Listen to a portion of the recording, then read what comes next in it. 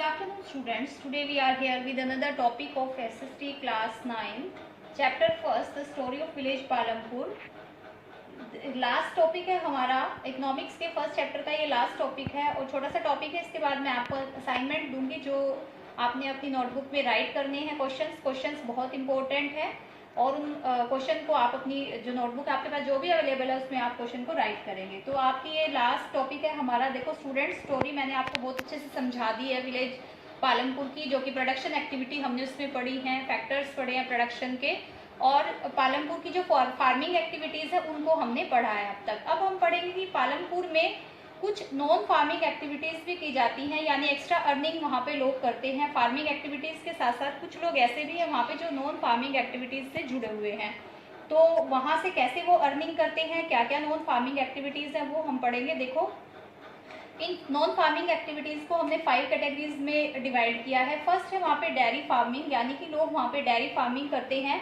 एक तरह से मिल्क को वो सेल करते हैं, मिल्क को नियर बाय विलेजेस में या जो नियर बाय सिटीज़ है वहाँ पर वो सेल करते हैं। वो बफेलोज या काउज वगैरह को रखते हैं और उससे जो मिल्क को प्रोड्यूस होता है उसको वो नियर बाय विलेजेस में सेल करते हैं। ये उनकी एक्स्ट्रा अर्निंग एक्टिविटीज़ है, इससे उनको एक्स्ट्रा जो मनी है वो गेन होती है।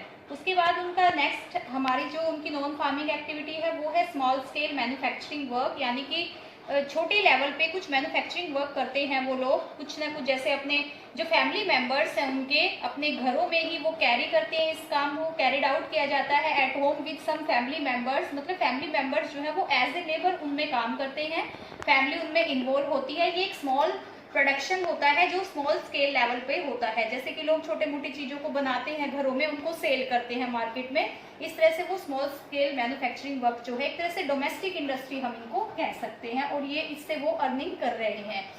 थर्ड हमारा जो कैटेगराइज हमने किया है वो है शॉपकीपिंग, यानी बहुत सारे जो पालमपुर के लोग हैं वो शॉपकीपर हैं, उनकी छोटी छोटी शॉप्स हैं। वो होलसेल मार्केट से जो गुड्स हैं वो लेके आते हैं और गांव में उनकी छोटी छोटी जो शॉप है उनमें वो पूरे विलेज जो उनका गांव है उसमें उन चीज़ों को वो सेल करते हैं। तो शॉपकीपिंग का काम भी करते हैं। इसके अलावा जो नियर बाय जो उनका बस स्टॉप है उसके पास वो कुछ ईटेबल जो थिंग्स होती है, यानी फूड आइटम्स जो होते हैं उनको भी वो सेल करते हैं। तो ये उनका एक एक्स्ट्रा अर्निंग वर्क है। उसके बाद ट्रांसपोर्ट वर्क करते हैं, यानी बहुत सारे मीन्स ऑफ ट्रांसपोर्ट हैं, जैसे बहुत सारी जो गुड्स एंड सर्विसेज इसके थ्रू प्रोवाइड कराते हैं। जैसे रिक्शा है उनकी, टोंगा, ट्रक्स, जीप्स है और ट्रैक्टर्स है। इसके थ्रू वो चीज़ों को एक गांव से दूसरे गांव में या एक जगह से दूसरी जगह पर उसको सप्लाई करते हैं एक तरह से। तो ये उनका एक नॉन फार्मिंग एक्टिविटी है जिसके थ्रू वो एक्स्ट्रा अर्निंग कर रहे हैं। और लास्ट हमारा है सेल्फ एम्प्लॉयड, यानी उन्होंने छोटे छोटे जो सेंटर्स बनाए हुए हैं वहाँ पे, जैसे कंप्यूटर ट्रेनिंग सेंटर है उनका, स्टिचिंग सेंटर है। इससे क्या हो रहा है कि वो एक्स्ट्रा अर्निंग गेन कर रहे हैं।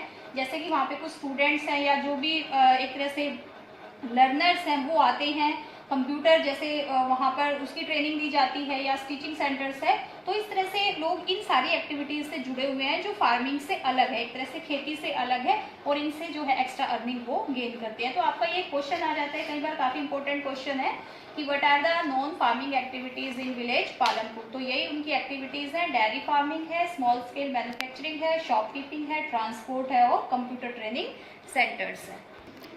स्टूडेंट्स, ये असाइनमेंट है आपकी। ये फर्स्ट क्वेश्चन है, what is the aim of production, state any 4 requirements for production. First question है land, labour, physical capital, human capital.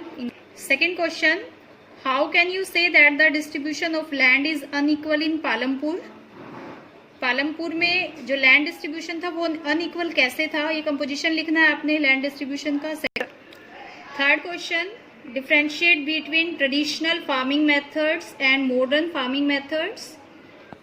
Fourth question, what is meant by green revolution, mention some of its features.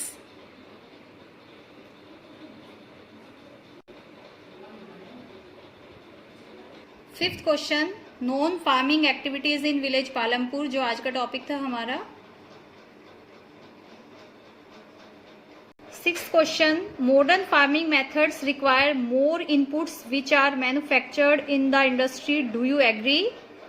Seventh question, how did the spread of electricity help farmers in Palampur, यानी electricity ने कैसे पालमपुर के जो villagers हैं उनकी help की।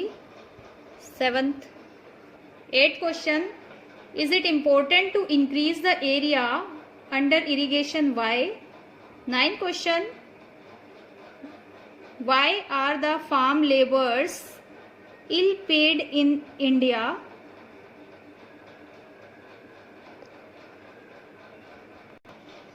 Next question, what are the different ways to increase production on the same piece of land? Use example to explain. This one, this is your last question. So students, write these questions in your notebook. Thank you so much.